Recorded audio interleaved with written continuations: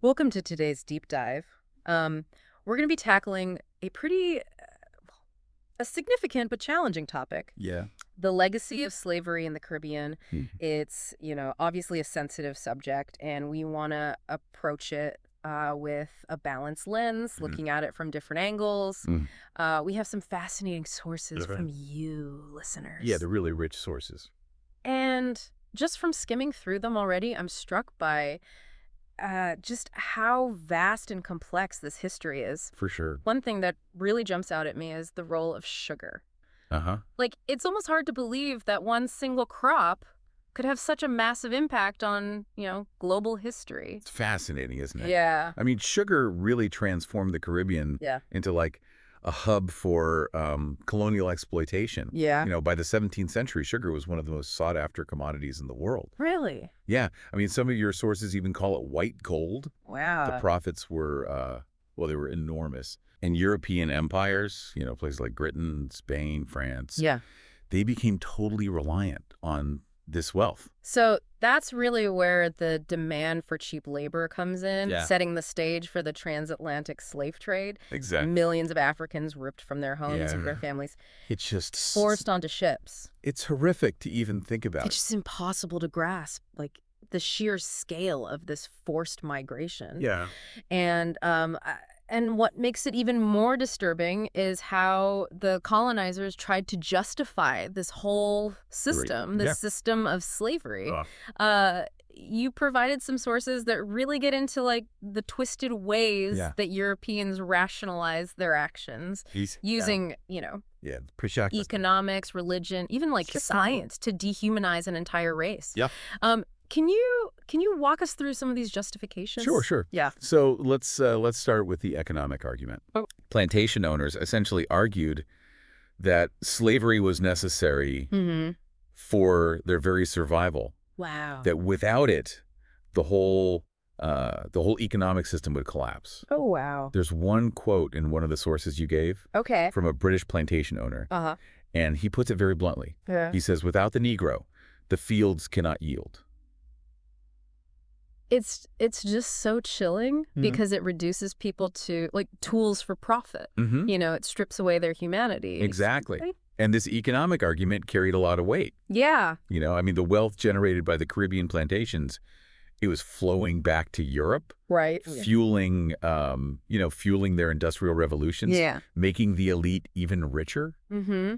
So there was this strong incentive Yeah. to ignore the horrific realities of what was happening. It's just such a stark contrast, Yeah. like opulence and progress in Europe, fueled by the suffering of, millions in the Caribbean. Yeah. And then there's, the religious justification, Wow. which to me is even more Yeah. hard to wrap my head around. It's a disturbing Using faith, which should be about compassion for sure. and empathy, Yeah. to legitimize cruelty. Yeah. European colonizers, they saw themselves as Right. bringing Christianity to the enslaved Africans' Okay. civilization. Like a paternalistic Yeah, as if it was like this kind of thing. benevolent, paternalistic thing.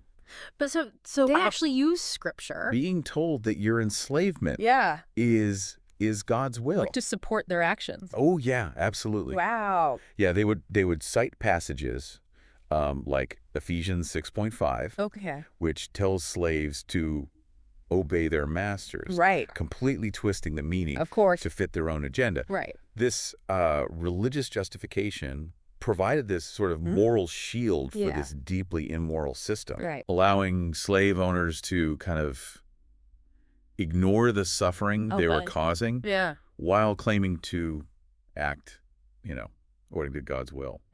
It's appalling. It is. And then the third justification you mentioned was pseudoscientific racism. Right. What exactly does that mean? Well, this emerged during the Enlightenment, which, Nice. The age of reason. is often celebrated as this era of Yeah. reason and progress. Progress, yeah. But ironically, this is the same period that sees the rise of theories that try to classify humans into these distinct racial hierarchies. It's disturbing how, like, these so-called scientific theories Right. were twisted to support, like, Yeah, it's pretty, pre-existing prejudices. yeah, pretty disturbing. Yeah. They were dangerous because even though they were completely unfounded, Right. they were widely accepted Yeah. among the European elite, Yeah. and they helped to solidify this idea Right. that Africans were somehow less than human, Yeah. justifying their subjugation. It's, And sadly, the impact of these racist ideas yeah. continues to this day. Okay, so we've talked about, how Europeans attempted to rationalize slavery, but I want to shift the focus now Okay. to the actual experience of those enslaved Africans. Yeah. What was the journey like for them? Yeah. So that journey, With the Caribbean. known as the Middle Passage, Yeah. is truly one of the most horrific chapters in human history. Wow. I mean, just imagine Yeah. being captured, Yeah. torn from your home, everyone you love, and then forced onto a ship. Yeah. You're chained, crammed below deck with hundreds of other people. The psychological impact alone Must have been immense. immense. Yeah. And then, you have the physical conditions. Yeah. Disease was rampant. Yeah. Very little food or water. Yeah. The heat, the stench were unbearable. That's just I mean, some sources describe or to even fathom. enslaved people just lying in their own waste, Yeah. many dying from, dysentery, smallpox, or Yeah. just simply from exhaustion. It's just Millions perished my during these voyages, their Yeah. bodies thrown overboard. Wow. Those who did survive arrived in the Caribbean, Right. completely traumatized, Yeah. only to face, a lifetime of brutal labor Right. and oppression On these plantations. on the plantations. Wow. Okay. It's heavy stuff. Yeah, it is. It is. So we'll pick up Yeah. we'll pick up in the next part. Absolutely. Some of that. Yeah. Okay. So after enduring that horrific journey, Yeah. these enslaved Africans then faced, like a new kind of hell Yeah, it was on a brutal. plantation. It was a brutal cycle of Wow. relentless work Mm-hmm. and just horrific punishments. What was daily life like for them Yeah, I mean, once they arrived in the Caribbean? imagine working from sunrise to sunset, Wow. often in, scorching heat, Yeah. with very little food, rest, And I imagine there was no medical care. very little, if any, punishments for even, minor offenses were severe. Yeah. Whippings, branding, even mutilation were common. Wow. It's hard to imagine the constant fear and terror that they must have lived with Every day. every single day. And on top of all that, families were often torn apart, Yeah. right? One of the most devastating aspects Yeah. of slavery was the deliberate separation of families. Right. I mean, husbands, wives, children Right. could be sold off to different plantations Yeah. at any time, Wow. just completely severing those bonds, Right. causing unimaginable pain. It's just heartbreaking. It is. Every aspect of this system Yeah. was designed to Strip away their humanity. strip away their humanity, It's great. crush their spirits. Yeah. It's hard. And we can't forget It's tough. the sexual violence. Oh, yeah. That was also I was also a part of this system. enslaved women were particularly vulnerable. Yes. Right. To abuse Yeah. by their enslavers. Which just added Another layer of trauma. another layer of trauma to Oh. their experience. In the face of such, unimaginable cruelty, yeah. it's hard to believe that they would have had, any hope or even, the will to resist. Mm-hmm. But, the sources do mention Yeah. acts of defiance. They never gave up their humanity, It's what are, their desire for freedom. some examples. Well, you had large-scale rebellions, Yeah. like Tacky's War in Jamaica Okay. in 1760. And, of course, The Haitian Revolution, the Haitian Revolution stands as this Yeah. powerful testament which we'll talk about later. to their indomitable spirit. But beyond those major uprisings, there were also countless acts of everyday resistance. Acts of everyday resistance, things like What were some of those? sabotaging equipment, Okay. pretending to be sick to avoid work, Right. or secretly holding on to their Yeah. cultural traditions. So these acts, These acts were essential. while they might seem for It's maintaining a sense of dignity and hope. They were essential for Right. maintaining a About sense of the dignity and hope. So while Europeans were, building their empires on the backs Yeah. of enslaved Africans, Mm-hmm. these acts of resistance It shows that they never still truly broke their they never spirit. truly broke their spirits. It's incredible. It's incredible. Now, we've been focusing a lot on like the horrors of slavery, but I think it's also crucial to acknowledge like Right. its lasting impact Yeah, on the from Caribbean. it's complex. It affects Like, everything. paint a really complex picture Economics and social structures. of how slavery shaped the region. To culture and identity. Right. It's not just about the past. I Yeah. mean, the effects of slavery continue to Reverberate today. reverberate today. So let's Yeah. let's start with like economic impact. You okay? Centuries of exploitation clearly left the Caribbean at a disadvantage That's right. economically. The immense wealth Right. generated by sugar and other crops. Right. It wasn't invested back into the Caribbean. No. It was funneled straight to Europe, Right. enriching the colonial powers Right. and And fueling so the Caribbean was essentially treated as like their industrial revolution. a source of wealth, Yeah, as a source of wealth. with the profits just flowing out. With the profits flowing out to those who were doing the exploiting. to those doing the exploiting. Then what about the social impact of slavery? I Yeah. imagine it's equally profound. Perhaps the most enduring consequence Yeah. is the creation of racial hierarchies Right? that persist Yeah. to this day. Yeah. I mean, these divisions, It's crazy to think about it's how, even embedded even though like in Caribbean society, slavery was abolished Yeah. so long ago, leading it's to happening. inequality in areas like Such a profound impact. education, healthcare, Yeah. political representation, Right. economic opportunity. So even though slavery was eventually abolished, yeah, its effects have continued legacy of slavery to shape the lives of It's generations. used to show itself Yeah. in many ways. It's a sobering Right. reminder of like the long shadow Yeah. cast by, this dark period. But, in the midst of all of this, there's also this story of like Right. cultural resilience. Yeah, yeah. Your sources highlight the incredible contributions Mm, that African people made to Caribbean culture. absolutely. I mean, despite the brutality they faced, Right. enslaved Africans never lost Yeah. their sense of identity or cultural heritage. So they found ways to They found ways to preserve preserve their traditions, passing them down. passing down their music. Their dance, their cuisine, their Yeah. languages, So in a way, like Caribbean culture today their spiritual. is a testament Yeah, is Like, blending of African, indigenous, those enslaved Africans. European influences. Right. Has created It's a reminder that even in the face of this unique and vibrant like unimaginable oppression, cultural tapestry. human creativity and the desire to Caribbean express oneself can still flourish. absolutely, you see it in the music, And speaking of resilience, from reggae to calypso, I can't overlook in the cuisine, the incredible story of Haiti. with its diverse flavors and ingredients Right. and in the languages and dialects The only successful slave revolt in history spoken throughout the it region. led to the creation of the first independent Black Republic. It really is It's a story that deserves a deep dive, a deep dive all its own. all its own. Right. But for now, it's important to highlight its significance this as a symbol of a symbol of resistance resistance and triumph over oppression. and triumph over oppression, The Haitian Revolution, led by led by figures figures like Toussaint Louverture, like Toussaint Louverture and Jean-Jacques Dessalines, and Jean-Jacques Dessalines, challenged the very foundations of slavery, the very foundations of slavery, and ultimately led to Haiti's independence. and ultimately led to Haiti's independence. Yeah. I mean, imagine Right. a group of enslaved Yeah, people story.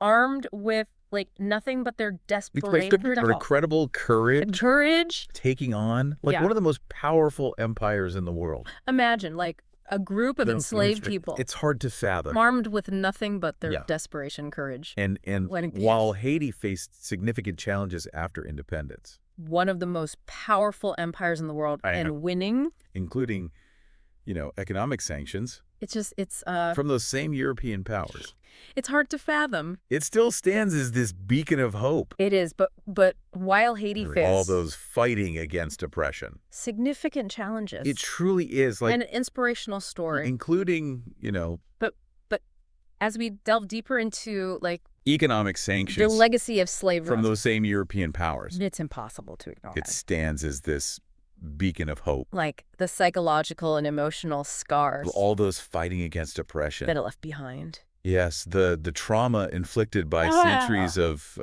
Centuries of brutality and dehumanization. dehumanization with the abolition of slavery. Or just vanish with the abolition of slavery. It continues to echo through through generations. impacting, mental health, Family structures, community relationships. family structures, community relationships. I imagine that unpacking these complex psychological wounds is a complex and ongoing process. It requires Yeah. sensitivity, understanding, and a willingness to confront. Because ultimately, the painful reality true healing can only begin when we of the past fully acknowledge the extent of damage that was done. And when we commit to learning from the past and working towards a future. And working towards a more just and equitable future for everyone. Just and equitable for everyone. Right. We're back for the final part of our deep dive into the legacy of Caribbean slavery. It's been a heavy but really important journey exploring this complex period, from different angles. We've covered a lot. Yeah. From the economic forces that drove the slave trade to the horrifying experiences of those enslaved, the resilience of Caribbean culture, and, of course, the incredible triumph of the Haitian Revolution. As we wrap up, I'd love to hear your thoughts on some key takeaways. Sure. What can we learn from this history? Right. What really struck you from the sources you've reviewed? One thing that really stands out to me is the importance of understanding both sides of the story. The European perspective and the lived reality of the enslaved Africans. It's easy to just condemn the colonizers. Yeah. But to really grasp the nuances of this history, I think we need to understand how they justified their actions. Right, and we talked about their economic argument. However flawed their religious beliefs, even those pseudoscientific theories, all of which were used to, support this horrific system. Examining those justifications gives us this deeper understanding, I think, of the systems of power and the ideology that allowed slavery to flourish. But it's equally important to center, the voices and experiences of the enslaved Africans. Their stories of resilience. Resistance and cultural preservation. In the face of and cultural preservation. Unimaginable cruelty are truly inspiring. In the face of just unimaginable cruelty. Yeah, reading about their acts of resistance, both big and small, it's really inspiring. Was incredibly powerful. Yeah. It shows that even in the darkest of times, the human spirit can endure. Yeah, absolutely. But we can't just learn about this history. We need to grapple with its lasting impact. We talked about the economic inequalities. We talked about the social hierarchies. Economic inequality. The psychological trauma. The social hierarchies and that continue to affect the Caribbean today. The psychological trauma that continue to affect the Caribbean today. So, thinking about the sources you've reviewed. Yeah. What do you think are some actionable steps that we can take, even as individuals, I think, to ensure that this history is never forgotten? Engaging with this history. And that we learn from its lessons. In a meaningful way is crucial. Okay, what does that look like? I mean, reading books, watching documentaries, visiting museums, listening to the stories of those directly impacted by slavery. Yeah. These are all important steps in educating ourselves. It's about moving beyond passive learning, right? Absolutely. It's about moving beyond passive learning. Incorporating this stuff. Actively incorporating this knowledge into our lives and actions. What else can we do? Well, we can support organizations that are working to combat racial inequality and challenge racist ideas and behaviors whenever we encounter them. It's about being an active ally. It's about fight for justice. Being an active ally in the fight for justice. And recognizing that the fight against slavery. And recognizing that The fight against slavery, something in the history books. This isn't just something in the history books. It's an ongoing struggle for justice and equality that continues today. That continues today. We've explored so much in this deep dive. They have. The economic factors, the horrifying conditions, the acts of resistance, the enduring cultural legacy, and the long shadow of trauma. And the long shadow of trauma. It's been a difficult but essential conversation. I want to thank you for bringing these sources to us. That conversation, I want to thank you, because I think they really helped us for bringing back this complex to us, challenging topic, because I think they really helped us unpack this complex. And while it's, and challenging topic, impossible to fully comprehend, and while it's impossible, the suffering endured by millions to fully comprehend during this dark period, the suffering endured by millions during this dark period, we can and we must learn from it. Learn from it. So, as we conclude, I want to leave our listeners with this thought. Okay. How can we, in our own lives, honor the memory of those who endured the horrors of slavery? And how can we use this history to inspire action towards a more just and equitable world? That's a powerful question. Everyone. The legacy of Caribbean slavery. It's a lot to think about. Is a living story. Yeah. One that continues to shape our world today. It's a lot to think about. It's up to each of us. But I think it's an important question. To ensure that its lessons are never forgotten. To leave with